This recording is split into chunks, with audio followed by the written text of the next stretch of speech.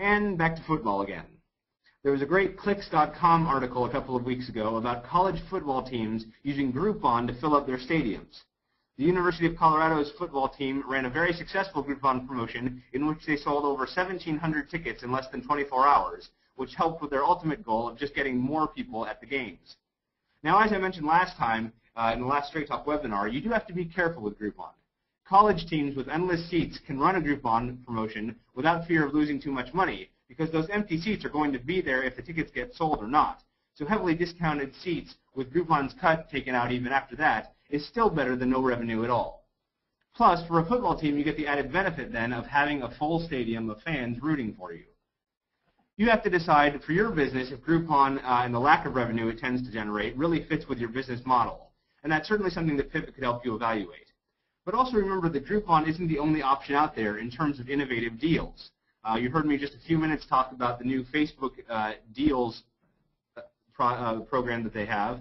And so maybe you want to run one of those coupons and let people know that if they come in and check in at your retail location using Facebook Places, that you're going to offer them a 20% discount right then and there. Maybe your company is the sort of community gathering place that should start its own community deals program, starting, of course, with your own business. And as an example, many of our telecommunications clients are actively involved in their local communities. They're really a force within the community. And so maybe you should go ahead and be the community center for community deals, all based through your Facebook page. I'm sure, of course, we're talking about extra work here, but imagine the boon and the public relations benefit it is for your business if it were to be able to offer a message like us on Facebook and receive weekly deals from businesses in your and our community. So the takeaway here is just to consider ways to do innovative deals. And then here's the Bears. The Bears have a program on the Fan Zone tab of their Facebook page, which again is the tab that you're automatically taken to when you go to the Bears page, that lets you enter contests in various ways, earn points, and then have your name and your point amount listed on the tab itself. The leader here you can see at the top is David with 525 points. Now, I don't know how David earned those points or what they mean or what he gets for being the leader or winning, but you can bet that if I'm a Chicago Bears fan, I want to find out. So here's the bottom of that same tab, which shows some of the contests that customers can enter. On the right-hand side, there are tweets from the Bears organization and then a Twitter feed down below from Motorola, which has co-sponsored this page. But on the left are these great contests which let you earn the points, win prizes, and as we've seen a few times now, express some creativity in the process. The takeaway here is to get fans in on the action. How can you keep your likers interacting with you through ongoing contests and promotions? For example, Pivot's Pick-It Challenge, which many of you have probably heard of, which allows people to pick teams each week of a football season or a college bowl tournament or March Madness, and then gain points every time a chosen team wins, is a good example of such a program. You could come up with others as well. It doesn't have to be as driven by cool technology as what the Bears have done or what the Pivot Pick-It Challenge is. A few of our clients have done things like having bingo games on their Facebook pages. But the point is that having your likers in friendly competition with each other is a fun way to keep them connected to you and having a good time. Get your fans in on the action. The next slide shows some tweets from Portland's own Trailblazers during one of their games. Basically, this was just an ongoing stream about what was going on during the game from the Blazers' official Twitter feed. You can tell from some of these tweets that the Blazers are keeping tabs on their other fans' tweets also and commenting on those. The point is that there's a conversation going on here as the game unfolds. The point I want to talk about also here is making your events an event. And let me show you the next slide to say a bit more about what I mean by this. You may or may not have heard about the fact that during the World Cup last summer, Twitter was on fire with people tweeting about the World Cup. This is a graph showing the number of tweets per second at various points during the World Cup. Here are some facts from Twitter about Twitter usage during the final match of the World Cup. They said, the World Cup final represented the largest period of sustained activity for an event in Twitter's history. Throughout the match, tweets per second were much higher than average. During the game's final 15 minutes, this jumped to more than 2,000 tweets per second. Spain's winning goal in the final scored 3,051 tweets per second.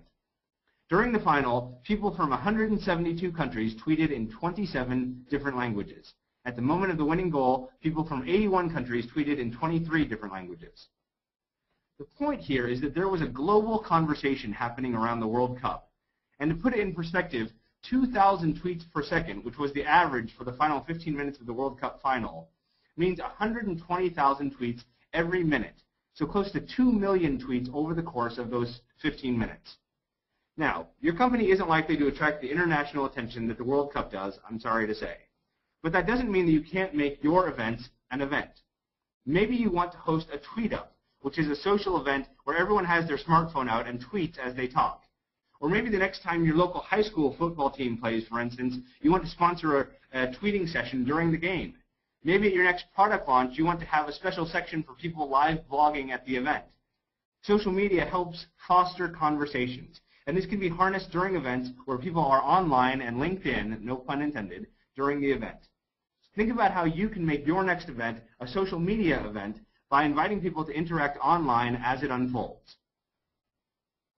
So I've talked about football and basketball and soccer, but I've been neglecting the world's best sport, baseball.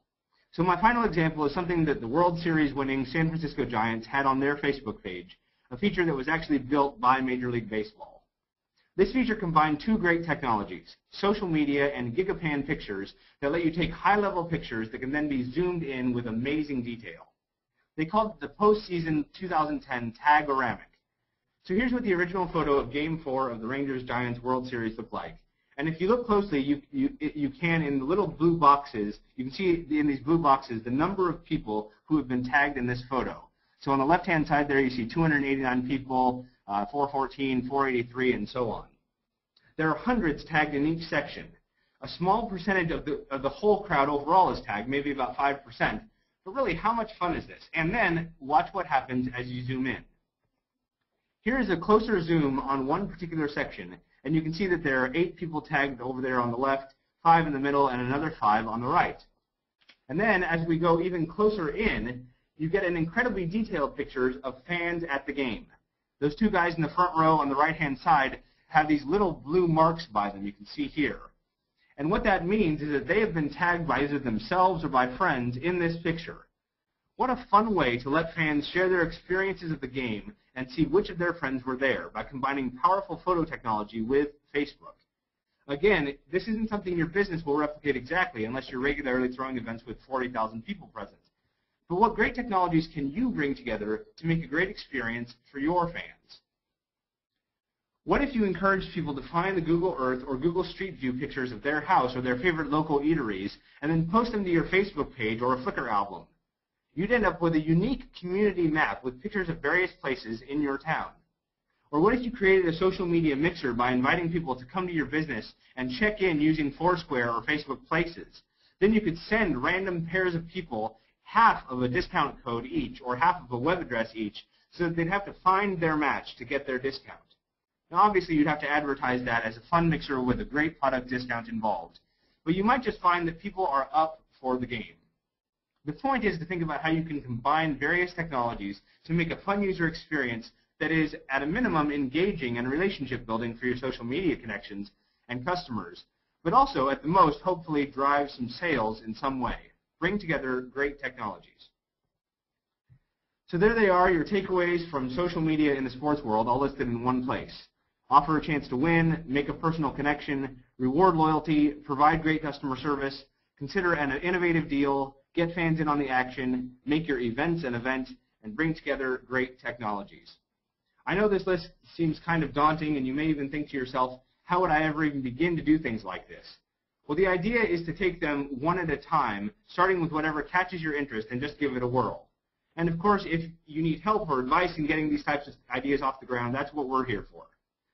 So that's all from my presentation. I am ready to take some questions, and I forgot to mention at the beginning of the presentation that if you have questions, you can use the right-hand side of the GoToWebinar control panel to put in questions.